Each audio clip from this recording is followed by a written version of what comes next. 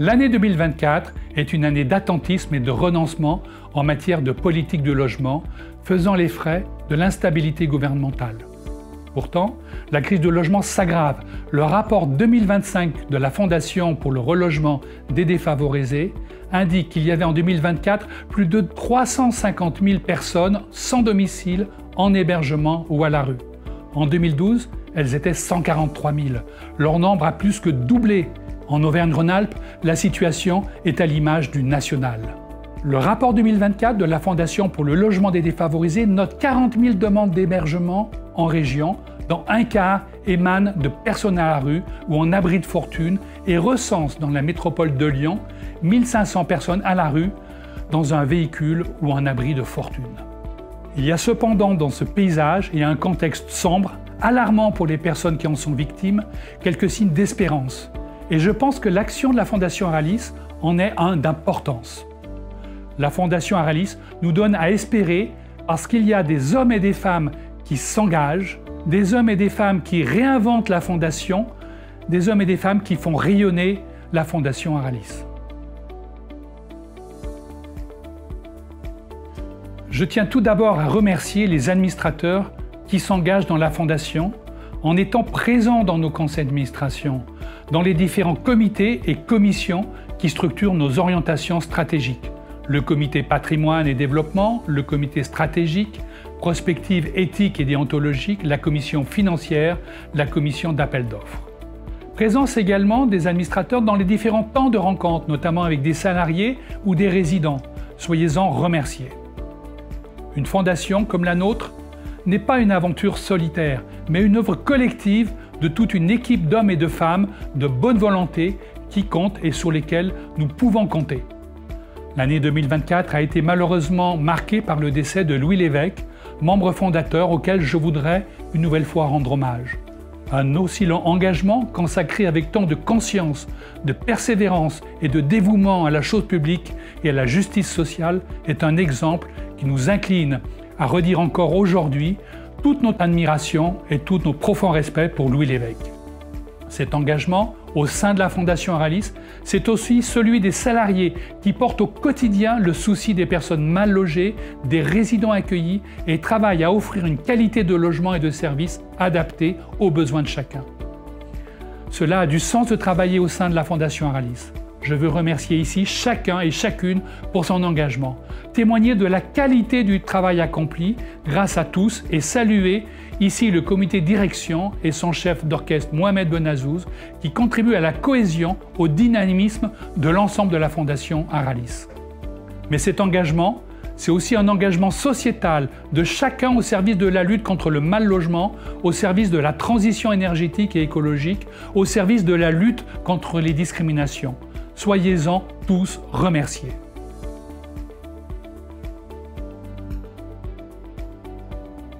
Notre offre de logement et de services doit se renouveler et s'adapter aux nouveaux besoins des personnes mal logées et accueillies au sein de la Fondation.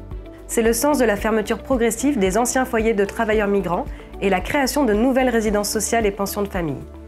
L'année 2024 a vu des étapes importantes dans des projets qui demandent plusieurs années pour arriver à terme. Je pense notamment à la première pierre ou plutôt au premier bloc de béton de chambre de la Passerelle dans le site de l'Autre-Soie à Villeurbanne, le démarrage de la construction de Saint-Pierre-de-Vèze, le jury de l'opération Marieton, la prise en propriété et les études de l'opération Pierre-Voyant à Villeurbanne, les études d'opportunité à Mézieux, Vercors, de la reconstruction de l'opération Arc-en-Ciel et enfin les travaux menés sur Garibaldi et j'en oublie.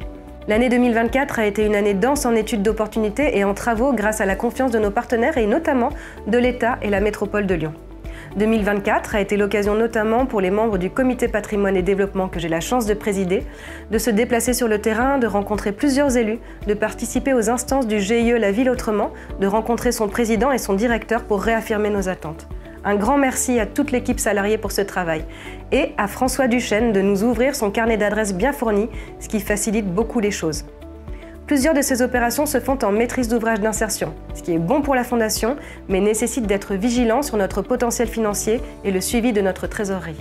Ce renouvellement de la Fondation est passé en 2024 par de nombreux travaux sur nos systèmes d'information, sur la gestion des ressources humaines, la formation, sur les outils de gestion de la Fondation comme le plan à moyen terme ou les outils de gestion locative.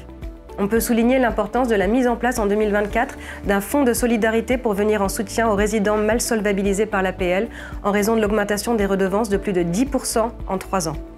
Il faut se réjouir de ce point de vue de la diminution des impayés en 2024 au sein de la Fondation. 2024 est aussi l'année de l'application du Ségur pour tous, ce qui concourt à l'attractivité de la Fondation pour les salariés actuels et futurs, mais qui nous a coûté sur l'année 150 000 €. Le résultat financier reste cependant positif et vient renforcer nos capacités d'action futures. Cette réinvention de la Fondation, s'il ne fallait en prendre qu'un événement, ce serait celui de la journée de la Fondation du 19 novembre 2024, ouverte à tous les salariés et administrateurs et rythmée par divers ateliers stratégiques.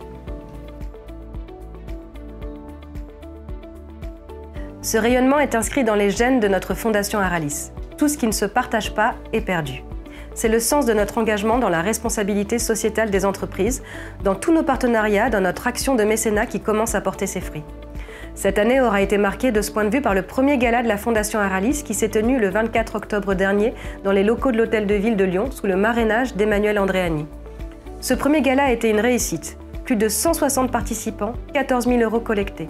Cette opération a été l'occasion de sensibiliser nos fournisseurs et nos partenaires aux enjeux portés par la Fondation, de contribuer à notre notoriété et d'élargir nos capacités d'action. Cette opération était centrée sur l'opération Garibaldi, destinée à accueillir des jeunes en formation. Cela a été rendu possible par l'engagement de nos partenaires mécènes et notamment par l'entreprise des possibles.